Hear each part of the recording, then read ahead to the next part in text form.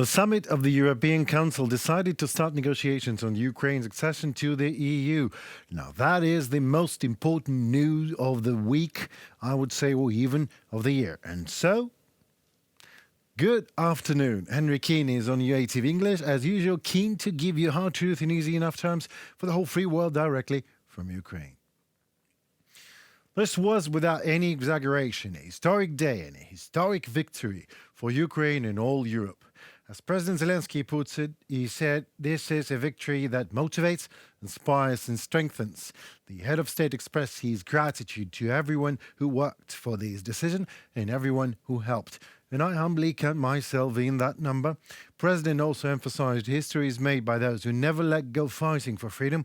Well, it is hard to overestimate the importance of the day. Indeed, the decision to start accession talks provides motivation for people and especially for soldiers.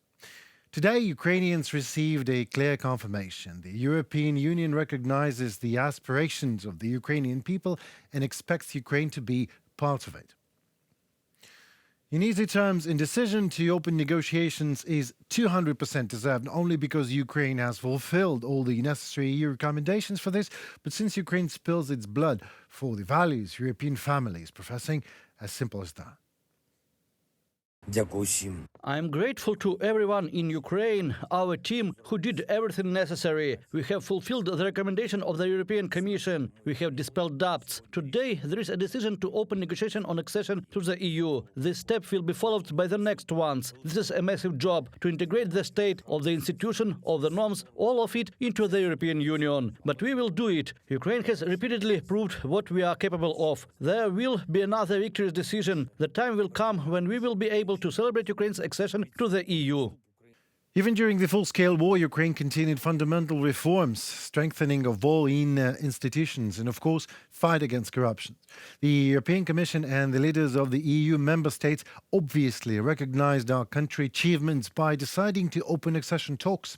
This completely debunks arguments about the alleged total and absolute corruption of Ukraine or the futility of the struggle of the Ukrainian people. No, nothing is in vain. We see our domestic issues and we are addressing and going to resolve them, as well as the foreign ones. And these negotiations is a clear sign of a positive impact of international support for Ukraine, addressed not only domestically for Ukraine, but also for audiences and nations outside of Europe, in the United States and our other partner states. The whole world today received an important signal. Ukraine is on the right track, that it has chosen itself. Ukraine is carrying out reforms and integrating into the European Union. What also happened in this regard, President Zelensky also congratulated the President of Moldova, Maya Sandu. The reason the European Council summit also approved the decision to open negotiations on joining the EU with Moldova. We congratulate friendly Moldova on such a great achievement and will be so very glad to step into EU family together. The European Council summit also approved the decision to grant the EU candidate status to Georgia. Ukraine got that status already in June 2022. We congratulated the friendly Georgian people on this very important date for them. So what's next? Well, the political decision on the opening of negotiations, which was adopted recently, is the most important thing, because it gives the green light to the entire process of actual Ukraine's accession to the EU. Of course, there are a number of steps ahead on our way to actual admission. The negotiation framework establishes guidelines and principles for conducting introductory negotiations. After that, the first intergovernmental conference should take place, as well as the screening of the legislation of the candidate country. Next, there are negotiations on 35 separate chapters, which respectively reflect 35 spheres of countries' integration into the EU. At the end of this process, after the negotiations, the decision on Ukraine's accession to the EU and its ratification by the Parliament follows. Then, immediately after that, Ukraine becomes a member of the European Union. Also on the theme, we in Ukraine noted Hungary's signals ahead of EU CEO summit. We reiterate that Ukraine has fulfilled the Venice Commission's recommendations, fully addressing concerns early voiced by Hungary. But is it really about Hungary's future that Viktor Orban, as a supranationalist prime minister, constantly voices concerns about? And why his voicing pitch coincide perfectly with the Kremlin's wishes? On December 11th, heads of EU diplomatic missions in Ukraine visited Zakarpattia and met with national minorities there. During the visit, EU diplomats spoke with the region's Hungarian language educational institutional elites, as well as with the leaders of local Hungarian community. Following the visit, the heads of EU diplomatic missions noted the significant progress that Ukraine has made on the path to European integration in recent years. They have seen with their own eyes if local authorities and minority leaders in Berehove were truly supportive of Ukraine's latest legislative package on national minorities. And it was exactly the case, as earlier this week, the representatives of the Hungarian national community of Zakarpattia also wrote a letter to Hungarian Prime Minister Viktor Orban. I quote from here, with great hope and a request to support the decision to open negotiations on Ukraine membership in the EU scheduled for December 14th-15th, 2023. During his meeting with Hungarian Foreign Minister Péter Szijjártó, Ukraine's Foreign Minister Dmytro Kuleba stressed that the political decision on opening Ukraine's EU accession negotiations is well-reasoned and timely. In easy terms, even before the decision in favor of Ukraine was actually made, we in Ukraine were concerned that Hungary would block the decision. Well, Viktor Orban would block, not Hungary. All the prerequisites were there for this to happen. However, during the vote, Orban just left the building. The decision was made in his absence, and so Viktor Orban can continue to insinuate and try to put pressure on the EU, which I am sure he would do. However, after such his move, only thing became obvious to the world: the one who tries to toss the interest of a Russian dictator and an international thug at large under the disguise of his country's national interests will eventually be forced to leave the building. In even more easy terms, Ukraine and Hungary simply share a common European future, no matter what or who happens. And so Ukraine will continue dialogue with Hungary ahead of the European Council summit later this week, no matter if this time Viktor Orban will leave the building or not. This week, President Zelensky paid an important visit to the United States, where he met with members of both parties and chambers of the U.S. Congress and held fruitful talks with President Joe Biden and Vice President Kamala Harris. Presidents discussed how to increase our common strength for the upcoming year, air defense and capabilities to destroy Russian logistics on our land, strengthening arsenal by co-producing arms, more sanctions, and isolation for Russia. It's of utmost importance that by the end of this year we send a loud and clear signal of our unity to the aggressor. That is the unity of Ukraine, America, Europe, and the entire free world. Ukraine's greatest wish is to reach this war's victorious end.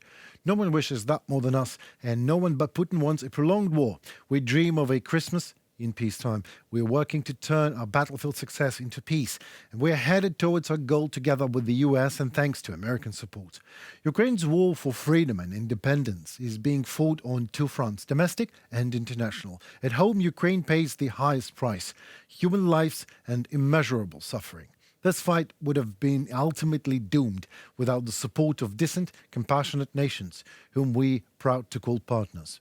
Most prominently, the US and EU member states. Millions of lives and the destiny of the rule-based world as such depends on whether Ukraine and the West live up to the pledge of support that they gave to each other when Russia started this full-scale war in 2022. We appreciate the consistent support of the Biden administration as well as the majority of Democratic and Republican members of American Congress. There's only one alternative to aiding Ukraine in this fight for survival, a genocide of the Ukrainian nation. No way pulling the aid plug on Ukraine won't stop Ukraine from fighting, but will encourage Putin to become even more ruthless.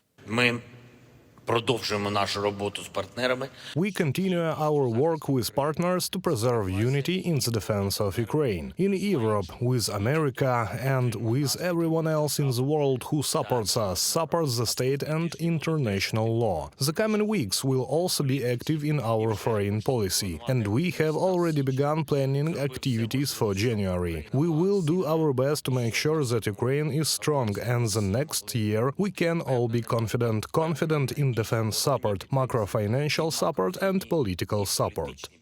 Just to put the obvious thing aloud, so far there is not a single indication that the Kremlin is actually ready to discuss anything but Ukraine's total surrender. And no matter if you believe it or not, Ukraine is only Putin's first step towards what he sees a reshaping the world order into a Soviet mayhem. Given this dangerous and delusional goal, he won't stop unless stopped. Over nearly 2 years of full-scale war in Ukraine, Russia has upped the bids to the point where any half measures are simply not possible.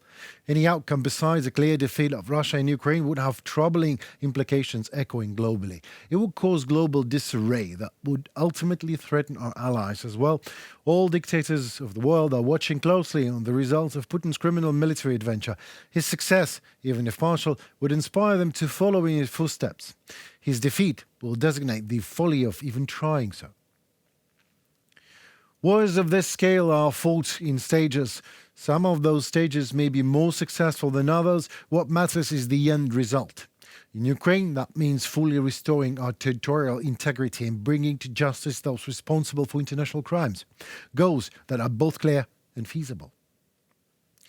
Our objectives will remain military feasible as long as three factors are in place: adequate military aid, including jets, UAVs, air defense, artillery rounds, and long-range capabilities that allow us to strike deep behind enemy lines; rapid development of defense industrial capacity in the United States and Europe as well as in Ukraine, both to cover Ukraine's needs and to replenish US; and European-owned stocks.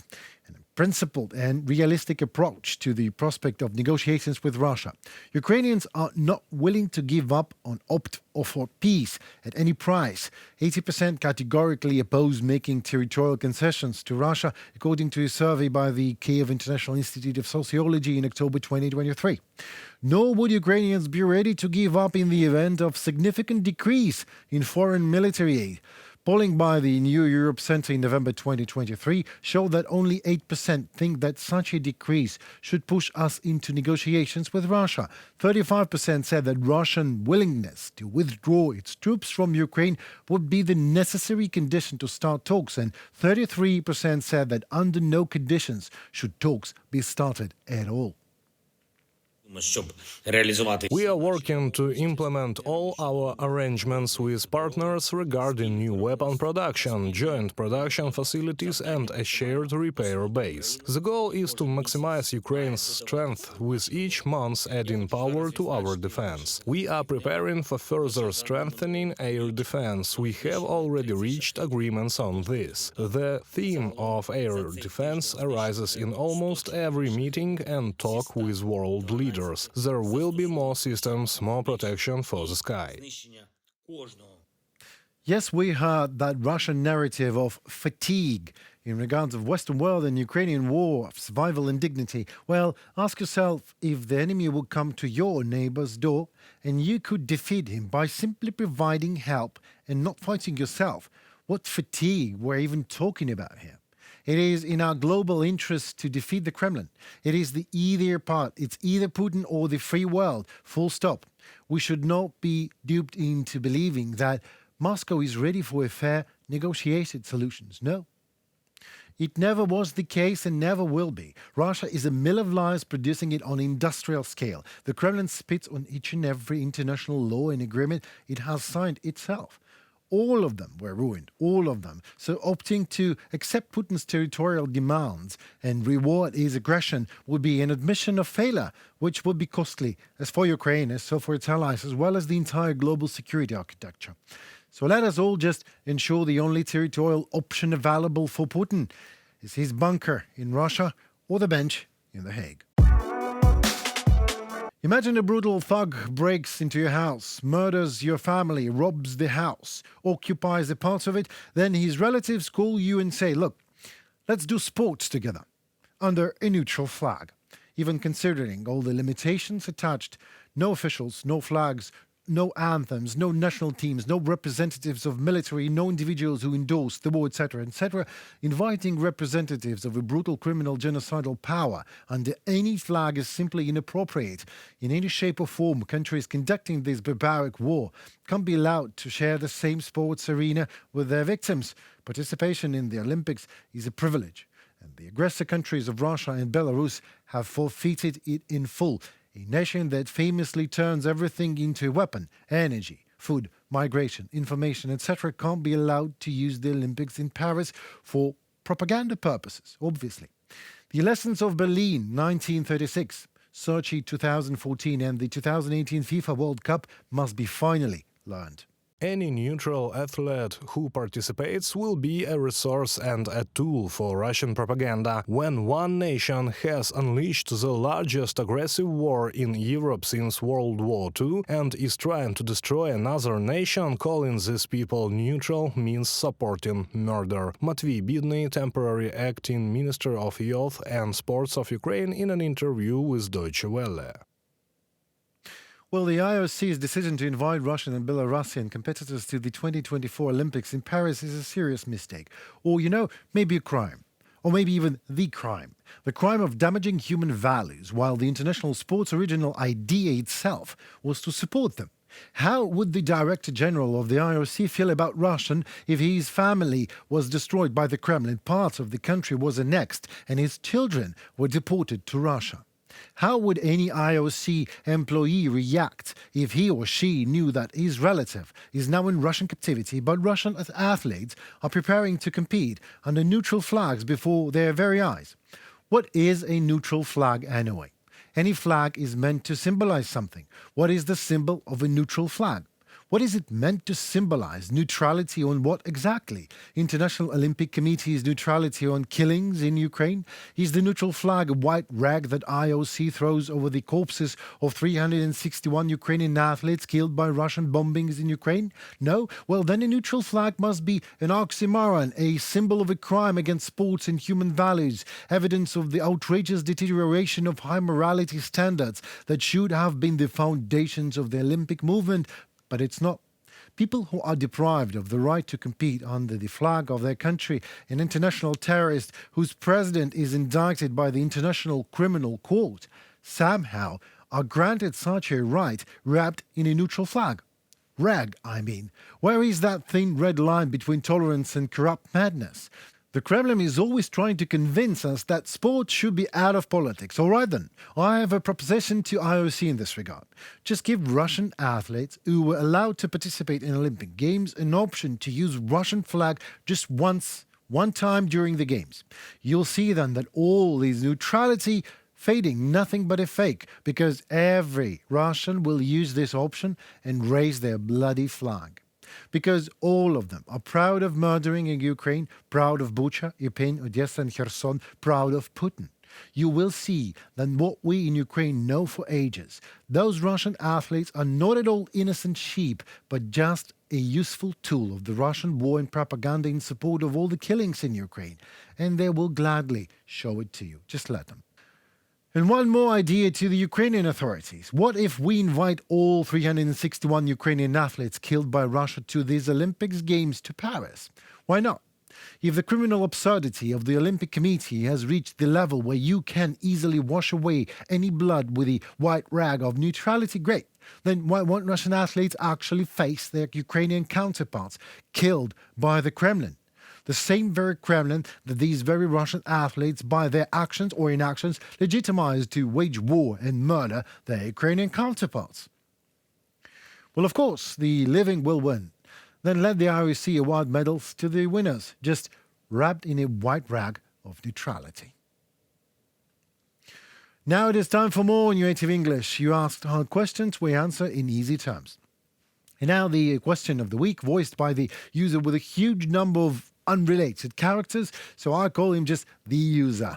And the question is, maybe it is debris from Ukrainian anti-missiles that missed their targets?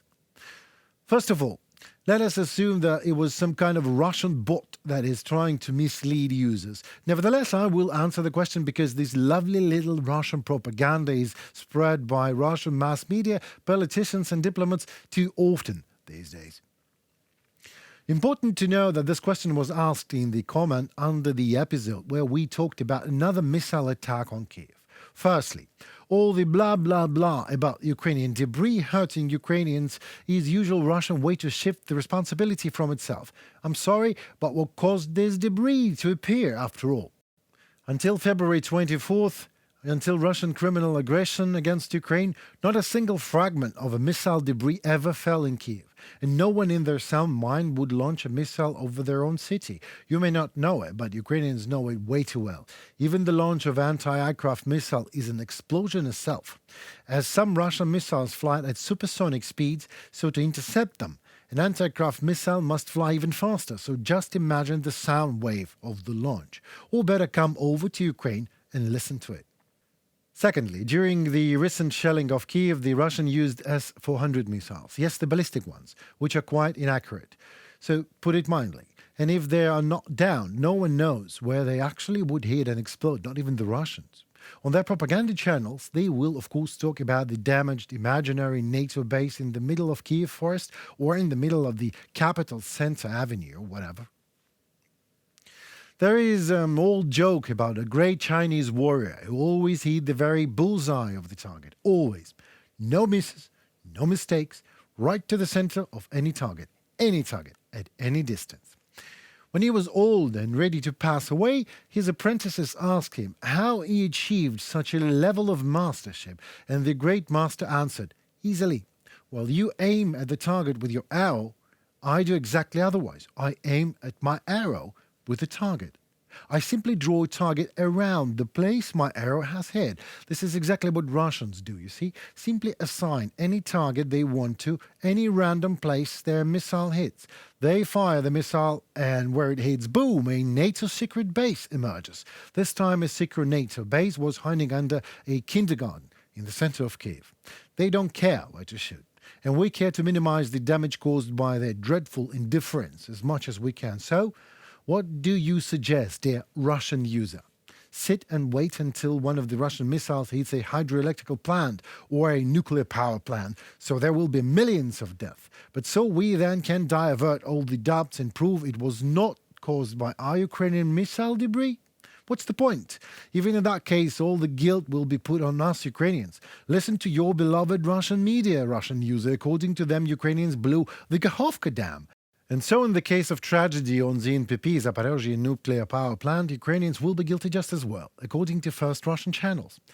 So hell no, Russian users. We hold ourselves accountable for what we do, defending ourselves from your missile, and that your Russian missile is the cause. And any debris is consequences and the root cause. And no way otherwise, as it obviously is in Russia. That was all, folks. It was me, Henry Keane, doing my best to break the hard truth in easy terms for you. Now, weekly wrap-up tonight. Please find UATV English online. And if you like what we do for you, please like us in return, comment and subscribe. Let us know what you think. Your opinion matters. Oh, and don't hesitate to ask us a question. Next time in our weekly episode, I'll do my very best to answer it. Please stay safe and tuned for more on UATV English. See you very soon.